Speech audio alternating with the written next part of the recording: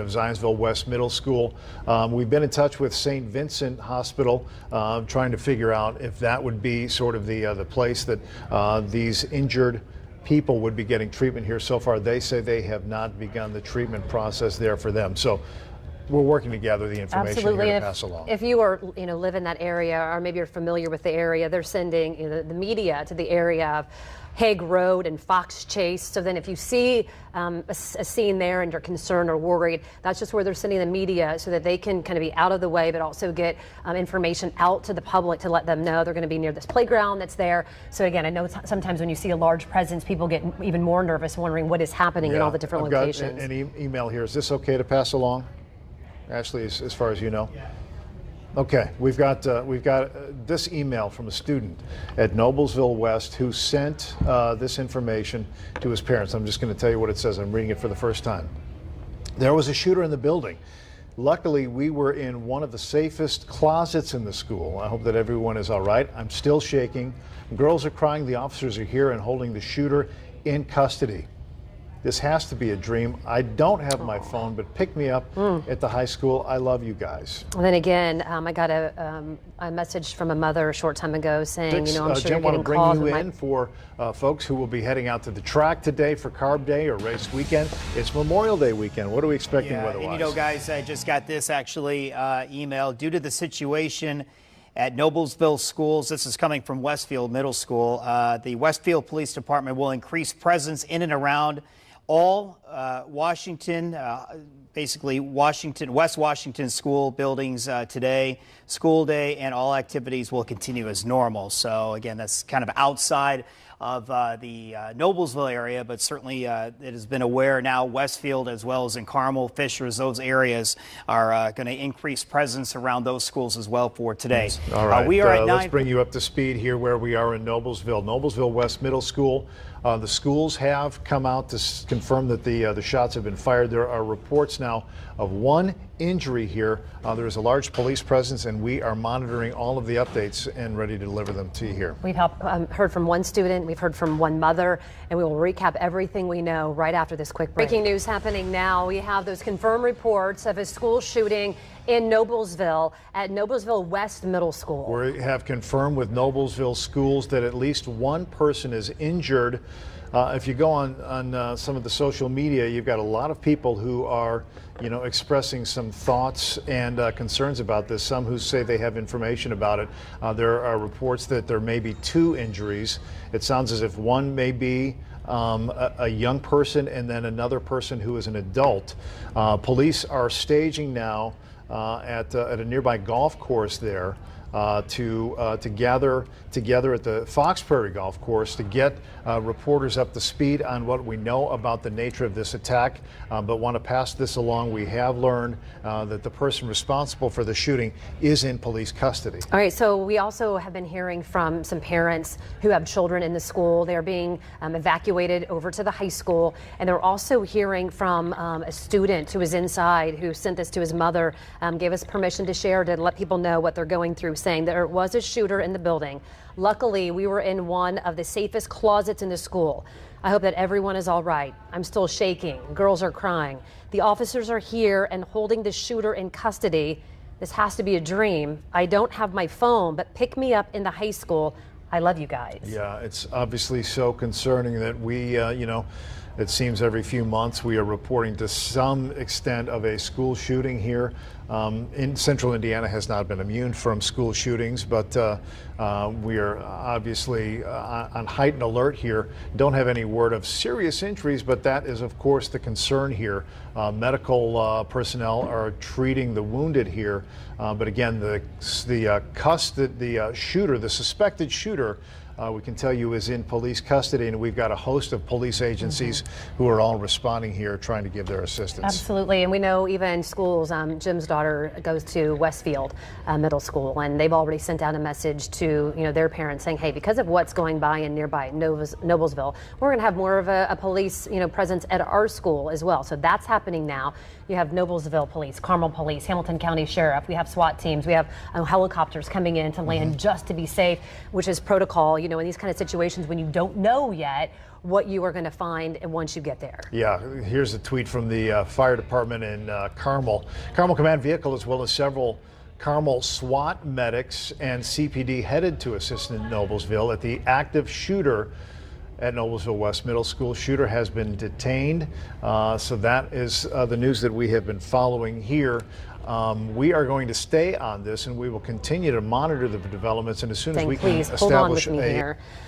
Also, we know that there's going to be a news conference at 10:30, or at least police are going to make themselves available to answer questions at 10:30 at Prairie Golf Course. Yep. So that's another area that we're heading to right now to be able to give you, those folks at home.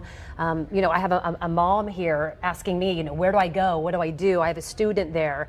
We're trying to get as many details to you as possible and make sure that everything is confirmed before we share that. Yeah, on that front, we were told that students were being sent from Noblesville West to Noblesville High School to be picked up while the school had been on lockdown.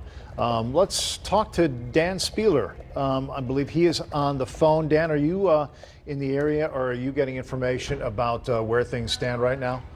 That's right, Ray and Angela. I'm here about a block away from the school right now, where police and parents are gathering. We've seen a lot of parents, obviously in a big hurry, coming out this way to check on their children. I did just speak with someone who is coming from the school, someone who works for the schools, who told me they have heard there is one injury. We don't know if there are more. I have not been able to listen to all of the reporting that you've been gathering, but this employee from the schools has heard there is one injury at this shooting this morning. We've seen a lot of parents come by, a lot of parents who've come to get their kids, and a lot of long faces, obviously, knowing that this has happened here today. I'm walking right now up.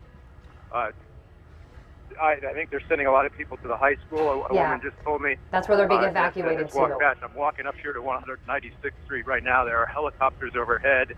I've also been told that, as you mentioned, the press conference later at Fox Prairie Golf Course, that a number of students may have also gone there. So obviously it's one of those chaotic situations, and it's one that we've seen play out on the news in states all across this country. And sadly today, right here, it's pretty frazzling. I live far from here myself, so I know a lot of people who have kids who attend this school. And I see another police car. You can probably hear it coming up to the school right now. I'm going to try to talk to some people up this way as we get a little closer. And but Dan, go ahead, Angela. I was just going to kind of add, because I'm having, you know, parents text me, like literally, you know, moment to moment, saying, you know, I'm sending my husband.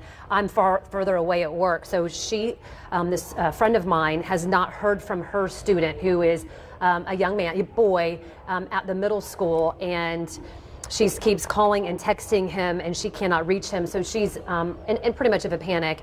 And then another friend's daughter saying that she was in choir in the basement waiting on the class to end in 2 minutes, did not hear the shots fired, but the mother has their child on the phone, not letting them get off the phone, just trying to make sure that they reunite and are on that phone together until they do so.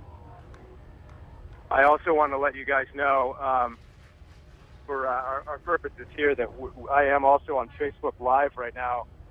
If you wanted to pull up some of the images right now, as I'm walking up here to 196 and Hague, there are a number of state police officers, a helicopter still flying overhead. I'm just catty corner to where the school is right now. They've kind of blocked off this intersection, so obviously they're doing a lot of traffic control. I see some more of our crews arriving as well.